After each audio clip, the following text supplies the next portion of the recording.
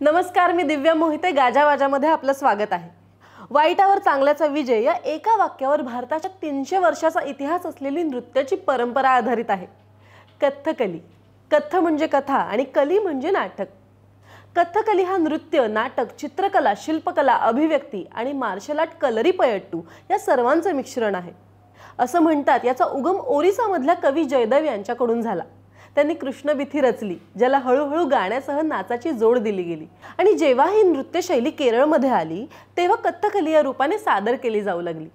कुट्टीयट्टम, कृष्णाट्टम यामध्ये कृष्णलीला आणि पुढे संशोधन आणि बदल होत रामअट्टम या नावाने रामायण आणि महाभारत हे सादर केलं जाऊ लागलं. मित्रांनो, असं म्हणतात की नॉर्मली कलाकारांना ते उत्तम दिसावेत या प्रकारे मेकअप केला जातो, पण कथ्थकलीचा मेकअप करताना जो मेकअप केला जातो त्यामध्ये कलाकारांना पात्राचं अस्तित्व प्रदान केलं जातं. फक्त मेकअप करण्यासाठी त्यांना कमीत कमी 3 आणि जास्तीत जास्त 5 तास लागतात. मूळ कलाकारांवर मेकअप करण्याआधी मेकअप आर्टिस्ट एका मातीच्या मडक्यावर मेकअप करून प्रॅक्टिस करतात आणि त्यांच्या मेकअपमध्ये वापरलेले सगळे रंग हे प्युअर नॅचरल असतात. बरं, हे तर झालं मेकअप बद्दल. आता जाणून घेऊयात कथ्थकली बद्दल. हे कौशल्य आत्मसात करणं साधीसुधी गोष्ट नाहीये. हे नृत्य शिकण्यासाठी मुलांना 7 ते 8 वयात असताना गुरुकुलमध्ये ठेवलं जातं. केरळमध्ये अजूनही शास्त्रीय नृत्य शिकण्यासाठी गुरुकुल पद्धत आहे. जवळजवळ 10 ते 12 वर्ष एक एक मुद्रा आणि एक एक प्रकार शिकत शेवटी ते एखादं छोटं पात्र साकारण्यासाठी तयार होतात. ही नृत्यशैली शिकण्यासाठी कलाकारांमध्ये पूर्ण समर्पित होण्याची तयारी आणि आपल्या गुरूंवर श्रद्धा आणि विश्वास असावा लागतो. हे सादरीकरण सूर्य मावळताना सुरू होतं आणि सूर्योदयाच्या वेळी संपतं. अखंड रात्र हे सादरीकरण सुरू असतं. ज्यावर सादर केलं जातं तो मंचही प्रेक्षकांपासून जास्त लांब किंवा उंच नसतो. याचं कारण हे की हे कलाकार स्वर्गीय पात्रामध्ये विलीन होतात आणि प्रेक्षकरूपी मनुष्याच्या भेटीला खूप अडचणींना सामोरं जाऊन मंचावर येत असतात. त्यामुळे त्यांच्यातला दुरावा कमी करण्याच्या उद्देशाने मंचाची रचना जवळ केलेली असते. याशिवाय मंचावर एका समईला सोडून बाकी कोणत्याही प्रकारची प्रकाश योजना नसते. या समईमध्ये फक्त 2च वाती असतात. एक असते प्रेक्षकांच्या दिशेने आणि एक असते कलाकारांच्या दिशेने. तुम्ही कथ्थकलीतल्या पात्रांनी डोक्यावर चढवलेला भारदस्त आणि नक्षीदार मुकुट पाहिलाच असेल.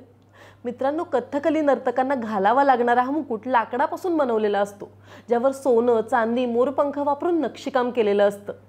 या रुबाबदार मुकुटाचे या नृत्य प्रकारात विशेष महत्त्व आहे. तब्बल 12 वर्षांची मेहनत, 5 तास मेकअप, 20 पेक्षा जास्त थर असलेली वेशभूषा, लाल उठावदार दिसण्यासाठी आणि पात्रांचे भाव ठळक दिसण्यासाठी डोळ्यात एका विशिष्ट प्रकारची फुलाची बी घालून शेवटी हा मुकुट कलाकारांच्या डोक्यावर चढवण्यात येतो. पण एवढ्या भारदस्त मुकुटाला डोक्यावर तग धरून ठेवण्यासाठी जी गाठ बांधली जाते ती खूप सैल आणि नाजूक असते.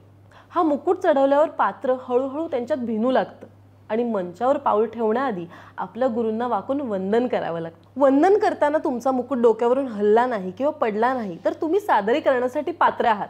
पण जर मुकुट पडला तर अजूनही तुमच्या साधनेत काहीतरी कमी आहे असं समजतात. पण गंमत ही की मुकुट पडण्याच्या घटना पूर्वापार चालत असलेल्या या गुरुकुलांमध्ये फार कमी प्रमाणात घडताना दिसतात.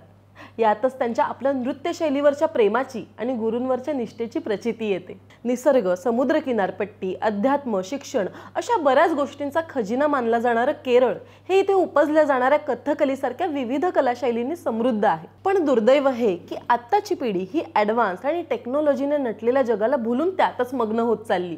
त्यामुळे या कलाशैली शिकण्यासाठी येणाऱ्या विद्यार्थ्यांचे आकडे दिवसेंदिवस कमी होत चाललेत. तर अशाच नवनव्या आणि भन्नाट गोष्टी जाणून घ्यायच्या असतील तर गाजावाजाला नक्कीच लाईक, फॉलो, शेअर आणि सबस्क्राईब करायला विसरू नका.